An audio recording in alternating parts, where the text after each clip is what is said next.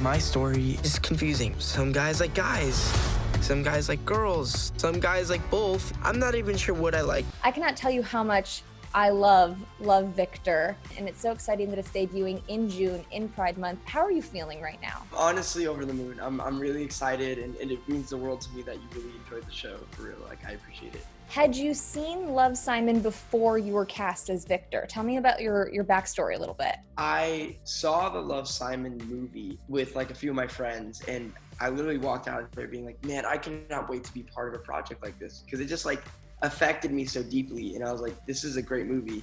And then literally, here we are now. So Before you started filming, had you heard from Simon himself, Nick Robinson? we actually spoke at the end of filming rather than in the beginning, because like we shot our scene for like we shot a scene together, but we filmed it in New York. When we did that was like our last day of shooting, and it was like kind of symbolic in a way, I feel like. How would you describe Victor? I feel like everyone is gonna fall in love with him. Your portrayal is so endearing. What do you want fans to know about him before they tune in? I definitely want them to know that Victor is outgoing and kind, and also kind of like a fixer. You know, he always like puts other people's issues over his own, but also in the same token, you know, this is like a story about his journey of self-discovery.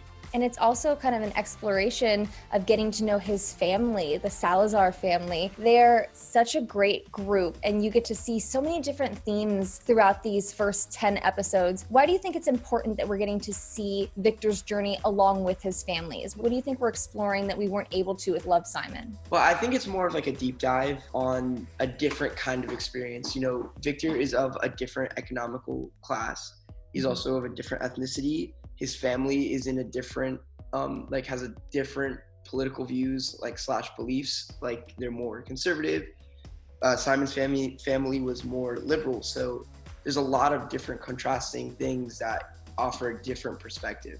And what does it mean for you to be a Latino lead of this amazing, groundbreaking TV series? It's an honor, honestly. Again, like a different perspective, and it gives people a chance to see, to see the struggle through a different lens.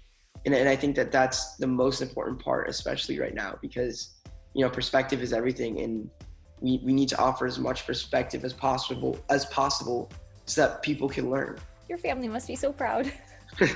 Thank you. They are actually. My mom cried when the teaser came out. Like, this really overtly sexual teaser. She was crying her eyes out, so it was hilarious. As you were stepping into Victor's shoes more throughout this season, what did you find to be the most rewarding part for you? Probably the most rewarding part hasn't really come yet. I can't wait to see how much this show affects other people's lives. And, I know it's changed my life so much, and I hope it has that kind of effect on other people. He's really coming to terms with himself in first season. He's trying to figure out, does he like guys? Does he like girls? And he develops a really close friendship and relationship with this great girl named Mia. For the fans out there who are going to be tuning in being like, I thought I was watching a gay love story, what do you want to tell them about what Victor's going through in this first season? It says it literally in the first episode, is that, no story is like one and the same. And I feel like the thing that's different about Victor is that he's not sure about his sexuality. He's questioning it. And so because of that, that doesn't mean that he's not gay or he's not straight or he's not bi. It just means that he's figuring out where he lies.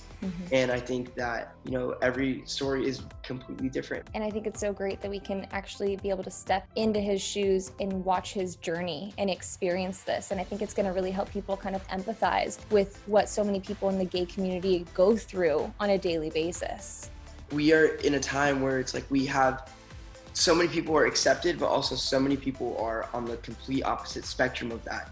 And we need to be working to get everyone to be accepted just for who they are, because it doesn't really matter what your sexuality is or any of that, how you identify yourself as a person. You just need to be yourself authentically, and I think that's the most important thing. Is Love, Victor a spin-off, a continuation series, a reboot? Break it down for me, and then do you think that fans need to have watched Love, Simon before they tune in? It is definitely like a spin-off of the movie. But I think the writers did it in such a way where you don't necessarily need to watch the movie to, watch Love, Victor and enjoy it. But if you haven't watched the movie, you should be watching it. Like, it's an amazing movie. It's definitely worth the watch. But if you haven't watched it, you can still watch Love, Victor at the same time.